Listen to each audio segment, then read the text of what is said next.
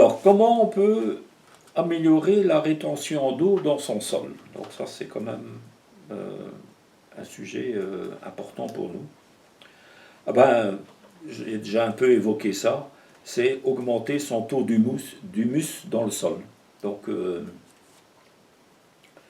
donc la première action, donc on dit humus, on se demande, tiens, qu'est-ce que ça pourrait bien être?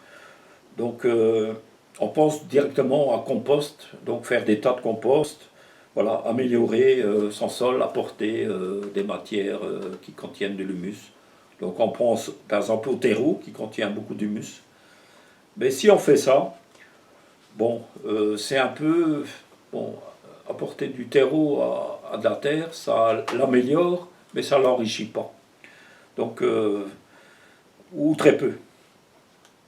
Donc l'idéal, donc si on fait un tas de compost, donc un tas ou dans un bac ou dans par exemple dans une compostière, c'est vrai que tous les déchets organiques que l'on apporte là se décomposent par des micro-organismes qui sont dans ce bac, dans ce tas, et qui transforment tous ces déchets en humus que l'on apportera après, par la suite, sur le sol. Voilà, donc ça c'est une certaine façon de faire.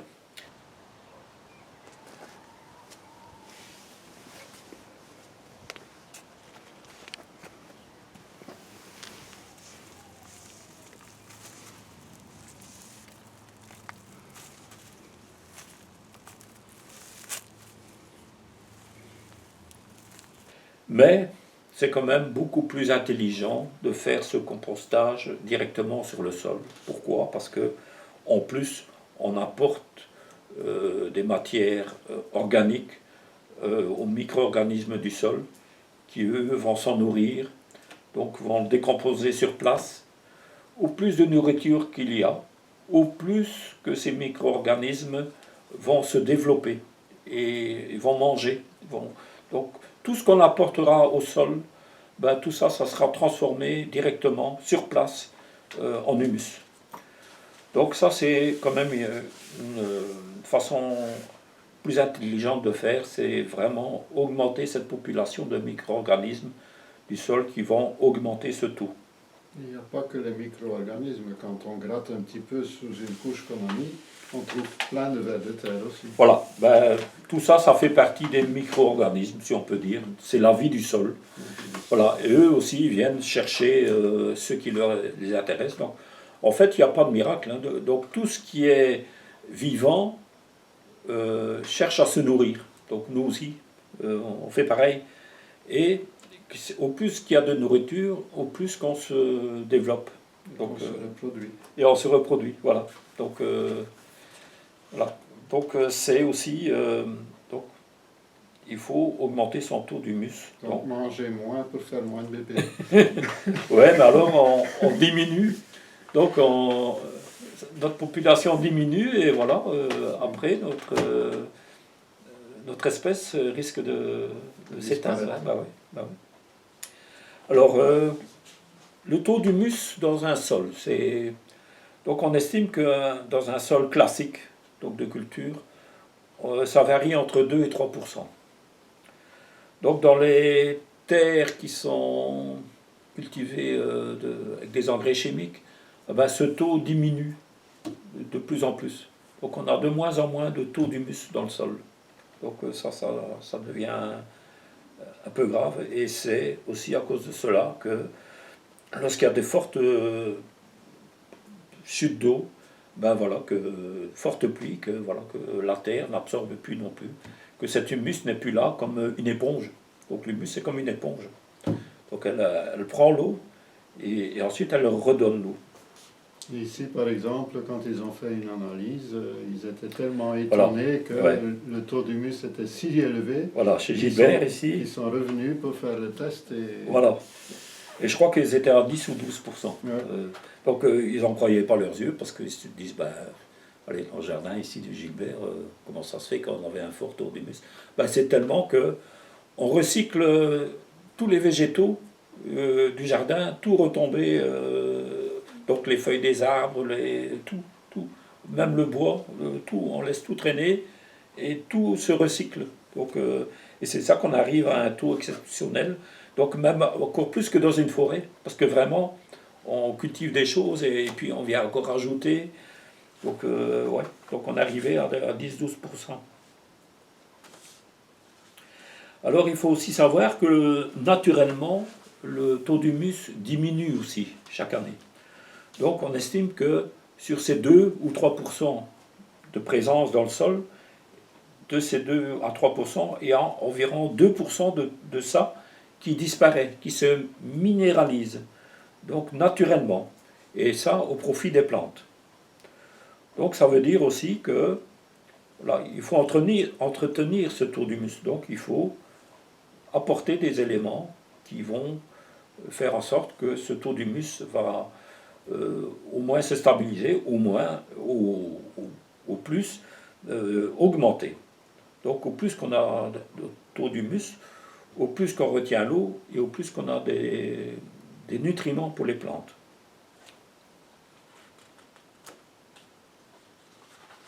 C'est un petit peu ça l'idée que c'est le sol qui nourrit les plantes. Ouais. Et c'est ouais. pas le jardinier.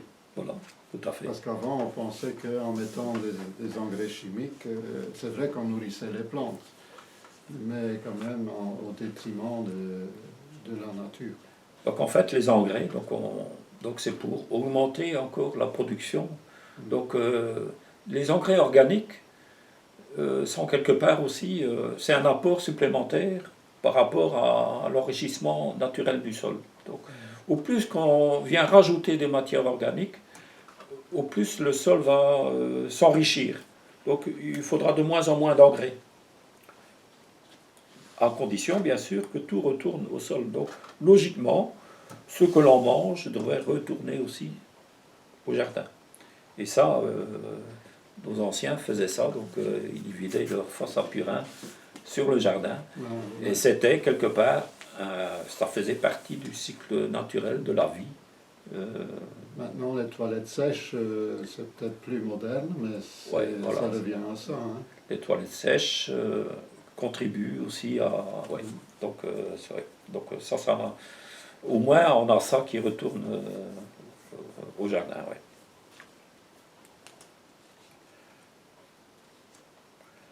Alors, donc le compostage direct sur le sol, donc ça contribue à ajouter de l'humus et en plus ça fait une protection du sol. Donc déjà rien que la canopée des arbres ou des plantes, le feuillage, donc ça fait déjà une protection du sol. Donc ça permet d'éviter l'érosion. Ces matériaux qui retombent sur le sol en fin de cycle, ben voilà, c'est recyclé directement par les micro-organismes du sol. Donc le compostage en surface, c'est vraiment la chose qu'il faut faire. En plus, c'est le moins de travail. Oui, parce que, bon, quand on voit parfois que des gens tondent leur pelouse et chargent ça dans des sacs et vont les porter ça à la déchetterie, des branchages de taille d'arbres ou d'arbustes, ben voilà, tout ça, logiquement, bon, pour accélérer les choses, on peut par exemple broyer ces branches et apporter au sol, ou bien carrément le stocker comme ça dans le jardin, mais là ça prend plusieurs années avant de... Donc ça c'est un peu l'inconvénient. Alors lorsqu'on augmente son taux d'humus, on arrive ensuite à repiquer des légumes par exemple à sec. Ça veut dire qu'on ne doit même plus venir arroser le sol lors du repiquage. Et ça, je l'ai expérimenté au jardin d'Albec et Gilbert, ici dans son jardin aussi. Ben voilà, dans des années normales, je ne vais pas dire en période de canicule et de sécheresse. Là, parfois, il faut quand même intervenir à un certain moment donné. Mais dans les années normales, on arrive à repiquer, par exemple, des poireaux sans apporter de l'eau au jardin.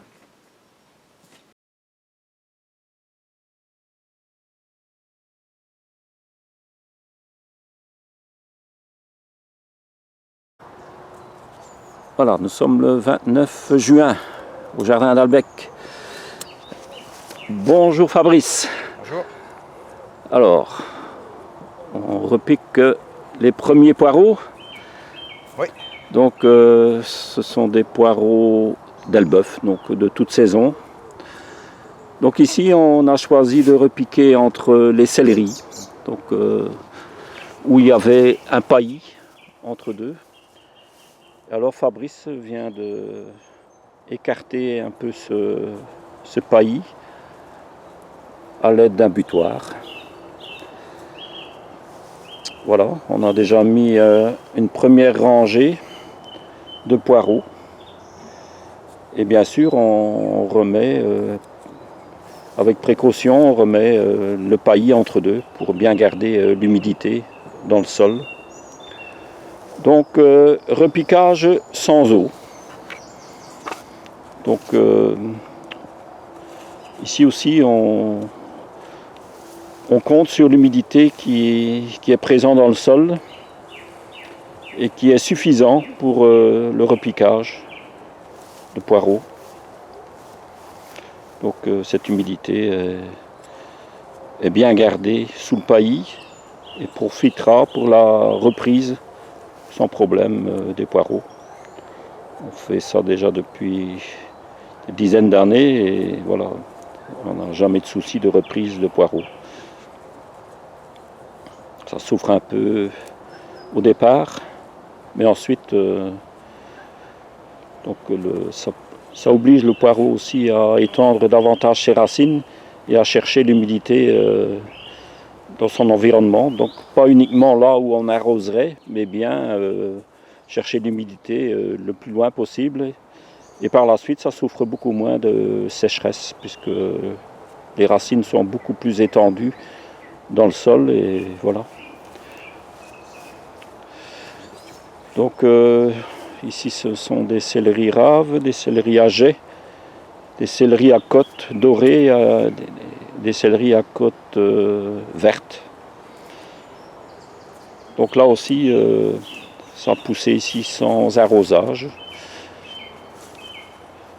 Malgré des périodes, c'est la deuxième période de sécheresse que l'on vit maintenant. Donc on a déjà eu une en début de mois, fin du mois de mai, début juin.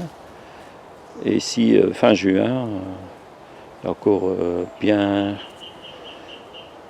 une bonne semaine qui n'a pu plus, même plus.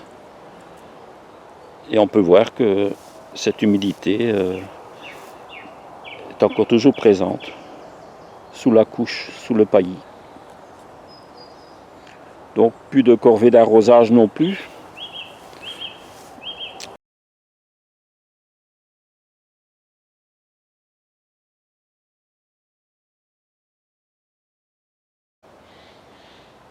Bonjour, bonjour, nous sommes au jardin d'Albec le 14 août. Voilà un petit aperçu d'une parcelle sur laquelle on n'a pas travaillé le sol et qu'on était venu repiquer des céleris. Céleri rave, céleri à jet, céleri à côte. Et tout ça sur un paillis. Donc on peut voir ici d'ailleurs les céleris raves là, qui commencent vraiment à grossir.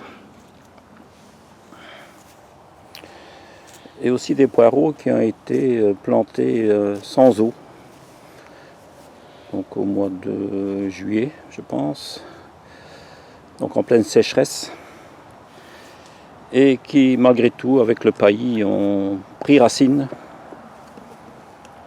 Et ont pris leur développement.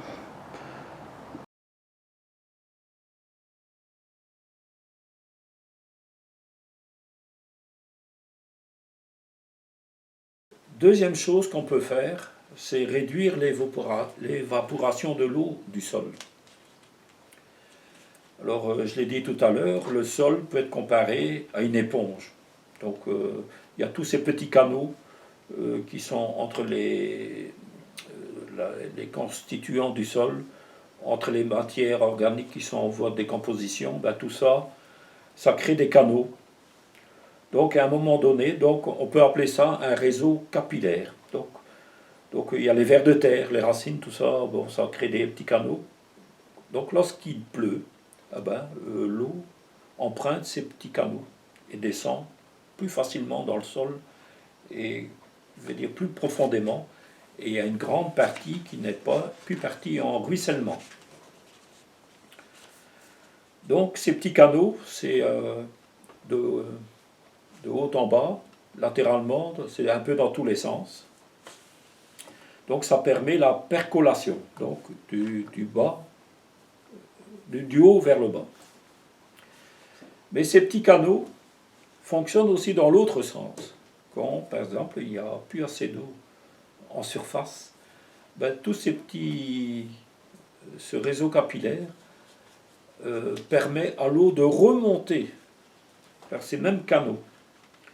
Et tout ça, c'est un effet de capillarité. Donc c'est un peu comme l'eau qui adhère aux particules et arrive ainsi un peu à la fois à remonter via les grains de sable, via les grains de limon, des déchets végétaux, via l'argile. Bon, voilà, tous ces petits constituants ben voilà, permettent à l'eau de remonter vers le haut. Un petit peu comme si on dépose une éponge sur une flaque d'eau. Exactement. Donc on peut reprendre l'image de l'éponge. Donc on verse de l'eau sur l'éponge, l'eau elle rentre dans l'éponge, elle s'en va. Et ensuite, si on met par exemple une éponge sèche, par exemple sur une assiette d'eau, eh ben, toute l'eau de cette assiette va remonter dans l'éponge. Donc notre terre, elle fonctionne comme ça aussi. Elle reprend l'eau qui est plus bas, elle la fait remonter. Et tout ça, donc au profit des plantes aussi. Donc les racines des plantes sont là dans ce milieu, dans cette couche arabe, et permet de profiter de cette eau. Mais ces petites galeries, elles remontent jusqu'à la surface du sol aussi. Donc ça veut dire que cette eau remonte et peut repartir en évaporation via la chaleur du soleil, donc le rayon du soleil. Bon, ça, c'est pas notre affaire, hein, parce que si toute cette eau qui est tombée remonte dans l'atmosphère, bon, ça, c'est au détriment de nos plantes. Alors, qu'est-ce qu'on peut faire?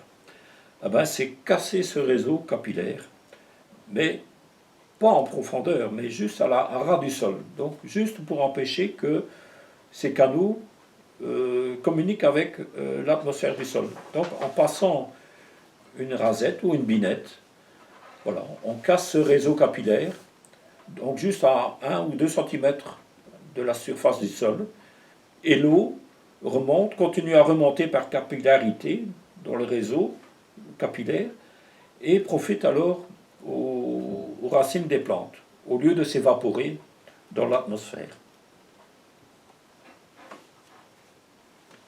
Sinon, c'est couvrir avec des déchets. Voilà, j'y arrive. Ah. J'y arrive. Je suis trop impatient. Ouais. Alors, ça c'est le binage, on appelle ça le binage. Donc, il y a un dicton qui dit un binage vaut 2 arrosages. En fait, on permet l'arrosage par le dessous. Donc, c'est vraiment l'eau qui vient du dessous qui alimente les plantes. Alors, à Albec, j'ai fait une petite vidéo que je vais insérer ici dans l'exposé, et où j'explique et que je montre l'action du binage. Donc je ne vais pas m'étendre là-dessus, donc on verra ça dans la vidéo.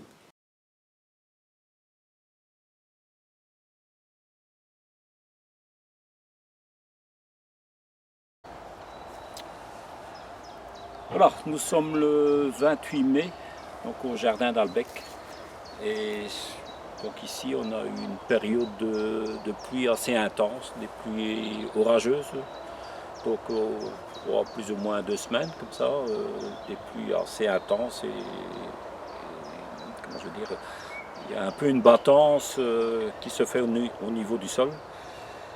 Et ici on se trouve dans une parcelle où on a semé des plants de poireaux. Donc c'est tout petit, tout petit. Et donc ici on a, j'ai fait un petit désherbage. Donc, et là, forcément, bon, on marche un peu sur le sol et bon, on aplatit un peu la surface du sol.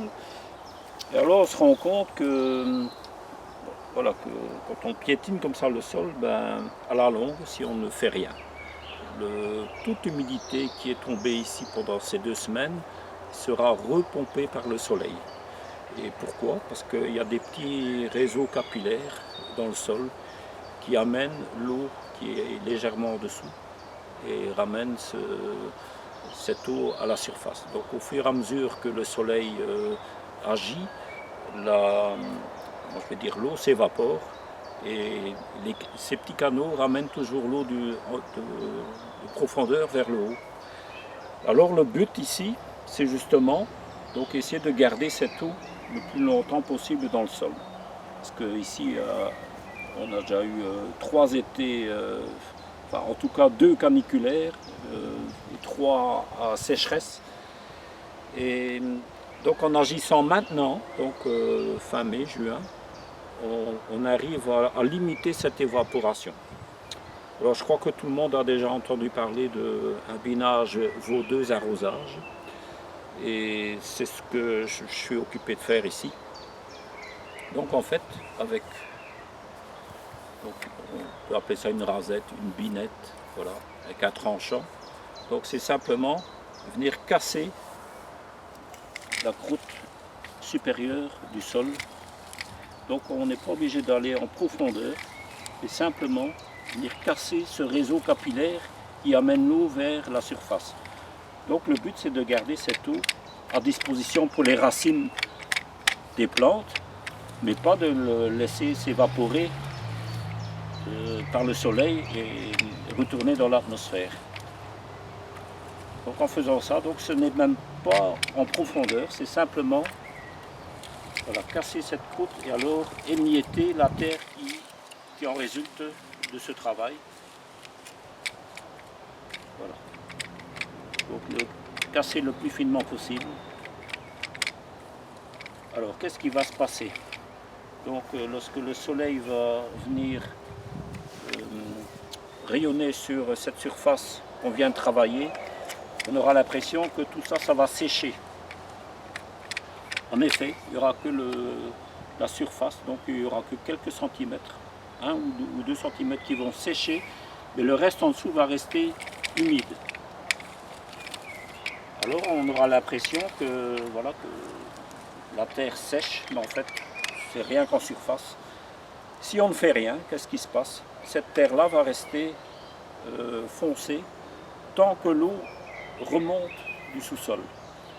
Une fois qu'il n'y a plus assez d'eau, donc ça va faire un bloc, puisqu'on a marché dessus, ça va faire un bloc compact et donc dans ce bloc il y aura presque plus d'eau pour les plantes. Donc en même temps on asphyxie donc autour de la plante puisque c'est piétiné et alors ça fait un gros bloc compact et toute cette eau sera évaporée.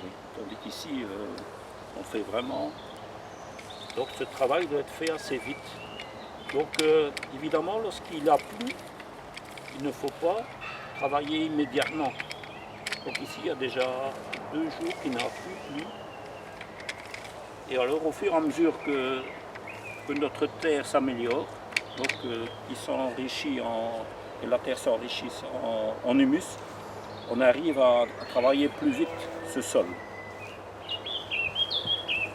Et l'effet et le résultat est tout à fait surprenant. Donc ici, nous sommes déjà fin d'après-midi, mais il suffit qu'on fasse ça en matinée et déjà en début d'après-midi, on peut voir que la couche supérieure, ça devient un peu comme de la poussière. Donc on peut déjà voir qu'ici, il est déjà plus clair que là. Donc elle commence à sécher. Ben voilà, donc ça c'est un des trucs pour garder l'eau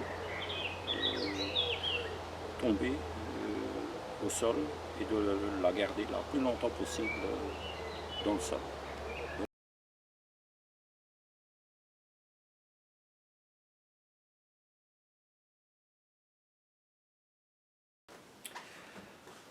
Alors, comment aussi empêcher l'évaporation du sol? C'est améliorer la couverture du sol. Donc, il y a déjà les plantes qui couvrent le sol par leur feuillage. Mais alors, on peut aussi venir ajouter des matières organiques sur le sol. Donc, tous les déchets qui sont décomposables. Donc, ça va de... Donc, on parle de paillage, ben, on parle directement de paille, de foin, feuilles mortes, des copeaux de bois, du fumier, des résidus de récolte, des déchets verts, et même toutes les mauvaises herbes, soit que l'on a enlevées, ou soit qu'on a coupées et redéposées sur le sol. Donc là, Michel, tu es occupé Ah, à voilà. désherber. Donc ici on a repiqué des poireaux, donc c'était après une plantation de pommes de terre. On a repiqué des poireaux, et un peu dans la sécheresse d'ailleurs. Et ici on a donc une petite levée d'herbes indésirables. Donc on avait déjà mis un peu de consoude entre deux, voilà, qui reste plus ou moins encore en l'état en branche, qui se décompose tout doucement. Et alors ici on peut voir une levée de Gallingsoga. Donc voilà, c'est une herbe qui vient d'Amérique. Et évidemment ici avec la sécheresse on a été un peu épargné, mais ici ça aurait pris vigueur. Donc c'est pas grave, le tout c'est de réinsérer ça dans le sol, réintégrer ça dans le sol. Et alors j'utilise ici une genre de rasette assez coupante. Donc, alors ça permet de hacher en même temps. Donc on déracine et on hache en même temps les mauvaises herbes. Et donc ça nous permet d'avoir un engrais vert naturel sans l'avoir semé. Et ensuite on recouvrira avec donc soit des feuilles de consoude, d'accord. Et alors on peut ajouter du broyat. Donc à certains endroits on a déjà mis du broyat. Donc on a eu l'opportunité d'obtenir un broyat d'une propriété voisine. Et bon, c'est à base de résineux, mais bon, on va pas exagérer avec ça parce que c'est un peu acidifiant. Mais en mettant en fine couche, je pense que ça ne devrait pas trop poser de problème. Donc voilà, c'est maintenant le bon moment de faire ça. Donc on désherbe un peu à la main entre deux. Alors on peut aussi procéder à un butage, un léger butage avant de mettre le broyat. Donc ça c'est encore une possibilité qui nous est offerte. Donc tout ça, ça fait une couverture et ça empêche le soleil d'agir sur la terre et faire évaporer l'eau qui se trouve dans le sol et qui vient par ces réseaux capillaires. Donc si on casse le réseau capillaire et qu'on vient encore rajouter ensuite une couverture de sol, bah, là c'est vraiment l'idéal parce qu'on garde l'eau du sol, on nourrit le sol, on empêche l'action directe des rayons du soleil à agir pour détruire même la vie du sol, parce que quand c'est vraiment intense, comme dans les déserts, ben, il ne reste plus grand-chose comme vie. Et alors, en même temps, on alimente la pompe à humus, donc à la pompe à fabrication d'humus. Donc, on nourrit nos micro-organismes du sol. Moi, je dirais que, bien sûr, il faut faire ça avant que le sol ait desséché. Si on attend que le sol ait desséché, c'est trop tard. Voilà, tout à fait. Et Donc, ça, je l'explique bien dans ma petite vidéo au Jardin d'Albec. C'est directement. Donc, après une pluie, par exemple, ben, bon, on attend vraiment que le sol est praticable et pas attendre que le soleil a agi pendant des jours et des semaines, parce que là, toute l'eau va s'évaporer et alors on voit que le sol commence à se fissurer. Donc ça veut dire que l'eau s'en va et que l'argile se rétracte Et là, il y a déjà une bonne quantité d'eau qui est partie. Donc il faut vraiment agir. Et au plus qu'on a nourri son sol, au plus qu'il y a de l'humus, au plus vite on peut agir. Donc on peut intervenir sur le sol, on peut piétiner le sol plus vite et passer un coup de rasette pour vraiment rendre, casser le réseau capillaire et ensuite rajouter des matières organiques. Autre chose que tu voulais ajouter? Non, mais une fois que ça c'est fait, on est tranquille. Une fois qu'il y a la couverture du Ouais. sol qui est mise, on n'est Voilà. plus obligé de passer la binette. Voilà. Parce que passer la binette à chaque fois qu'il y a eu une pluie, Voilà. il y a beaucoup de gens qui vont dire non, c'est pas pour moi.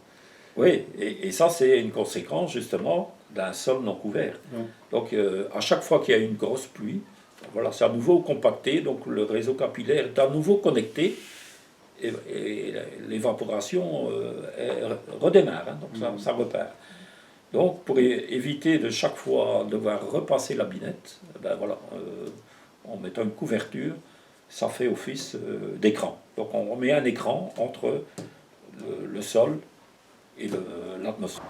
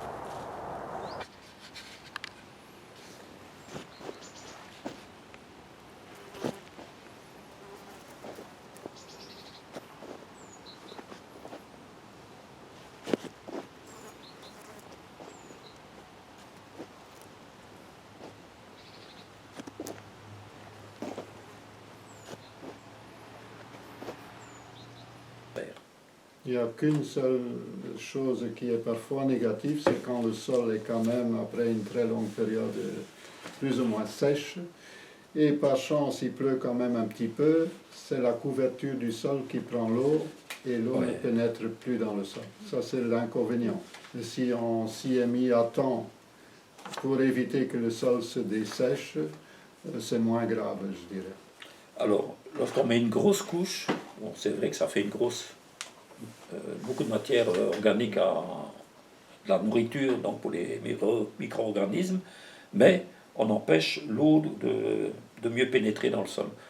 Donc moi je suis plus partisan d'ajouter au fur et à mesure des petites couches. Donc chaque fois ajouter des petites quantités en surface. Donc au fur et à mesure qu'on fait de la taille, qu'on fait tonte de pelouse, voilà. Au lieu de mettre une grosse couche, il vaut mieux mettre une petite couche partout et de la renouveler, de venir ajouter au fur et à mesure des jours et des semaines. Voilà. Donc ça c'est... Et lorsqu'il y a une pluie, ben, l'eau, malgré tout, va passer à travers cette petite couche et va quand même nourrir, enfin, alimenter le sol. Donc une petite pluie, évidemment, ça sera malheureusement absorbé par la couche superficielle. Mais bon.